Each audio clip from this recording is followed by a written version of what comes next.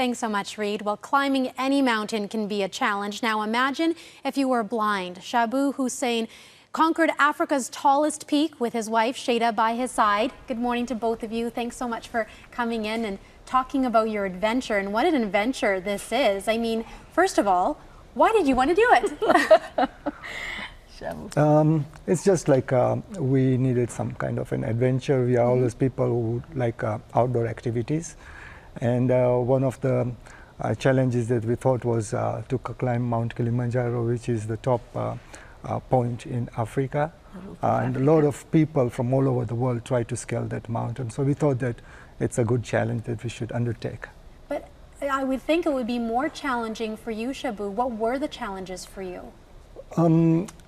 I have been training, and the training that I took was, if any kind of hill or mountain that we climb, there are normally the technical areas that you have to scale.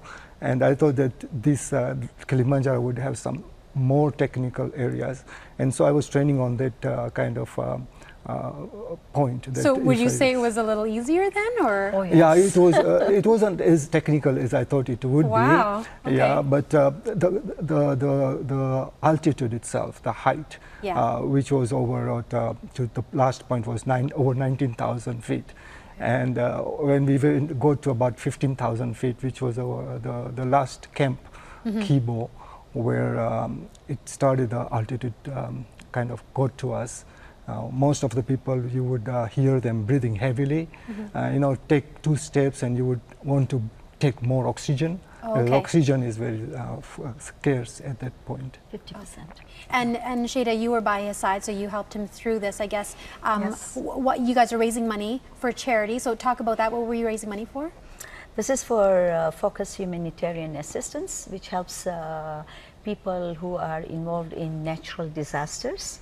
And we are very pleased to say that we were able to achieve our goal.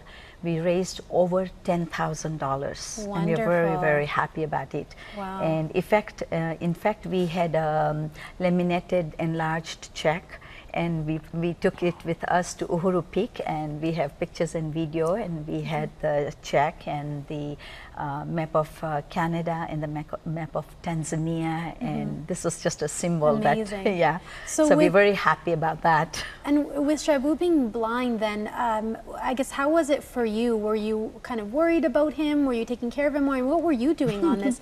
Actually, we were both quite nervous because we had heard that it's not too bad, but the last climb, which is first in the morning, you do 3,000 feet, you rest for about 3-4 hours, then you climb 4,000 feet. And plus they said it's really cold, -20, it's really windy. And so I was more concerned about the last 4,000 feet. The rest was, for me, it was easy until we got to Kibo Hut, and everybody was hit by the altitude sickness, more so with our friend Hanif. And who has been an inspiration for us, who's good. And Shabu was affected. I think I was the least affected, but I was short of breath. And we made sure that we stopped every little while to take some deep breaths and oxygenate ourselves. And the second thing we were worried about was the coldness and the wind. And what we decided was, instead of climbing, to start the climb at 12 midnight, that's the norm, we started at 5 o'clock in the mornings, and 6:30 the sun rises. So it wasn't so cold, and it wasn't windy at all, and we didn't get any rain. Well, I have to say, you two are an inspiration, and you raised all that money for charity. Good for you. I want to give people the website here, akdn.org/focus, if you want more information. Thank you so much for coming on and telling us your story. Good luck to you if you do it again. Thank you. Thanks for coming on. Thank you.